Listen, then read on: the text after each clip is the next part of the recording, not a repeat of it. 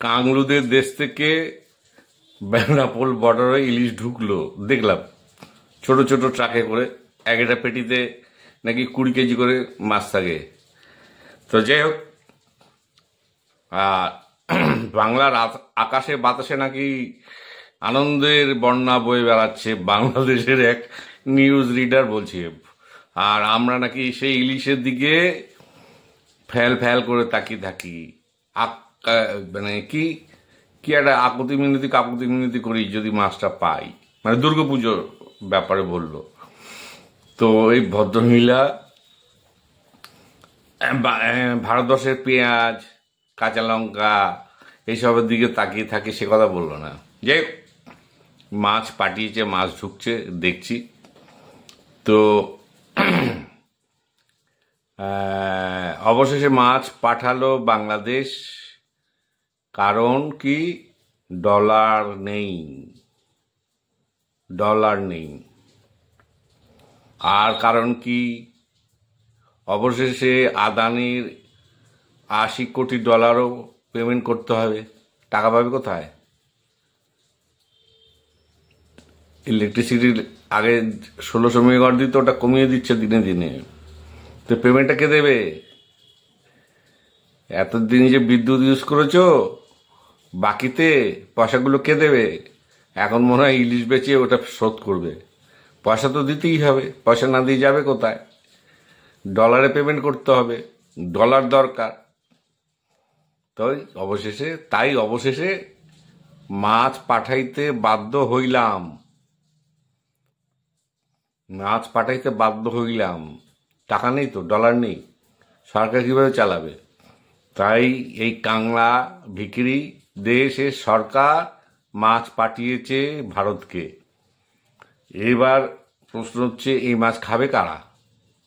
আমি তো খাবো না, এবং আমার মতো অনেক লোক খাবে না। কেন? ওই মাছের মধ্যে কি আছে না আছে কেউ জানে না। আদৌ ওই মাছ খেলে মানুষ সুস্থ থাকবে না অসুস্থ থাকবে বোঝা মুশকিল। কবেকার মাছ কোনো গ্যারান্টি নেই। এই সিজনে মাছ ধরেছেন, আগের সিজনে মাছ কে বলতে পারে? দেখা যায় আমরা পয়সা দিয়ে কিনে কেন আগের সিজনে মাছ খেতে যাবো? তা আমরা পয়সা দিয়ে যেমন কিনে খাবো, আমাদের এখানে মাছ কিনে খাবো। আমাদের দেশে কি ইলিশ কম হয় নাকি? বাংলাদেশে যা ইলিশ হয় আমাদের দেশে তার চেয়ে বেশি ইলিশ হয় ভারতবর্ষে। এটা জেনে রাখো বাপুরা। তোমাদের পদ্মার ইলিশ যখন সমুদ্র থেকে, নোনা জল থেকে নদীতে ঢোকে, ওই পদ্মার ইলিশই খেতে ভালো। বাকি ইলিশ সব এক সমুদ্রে থাকে।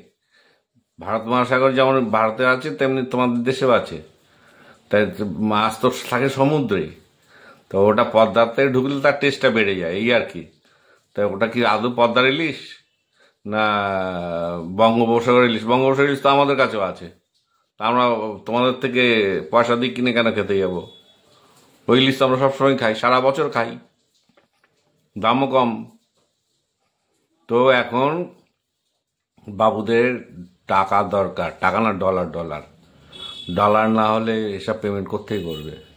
তাই মাছ পাঠাতে বাধ্য হয়েছে। তাও পাঠাতে কি, পায়ে পড়েছে, নিন আমাদের মাছ নিন, নাহলে আমরা না খেয়ে মরে যাব। তাই মাছ পাঠিয়েছে।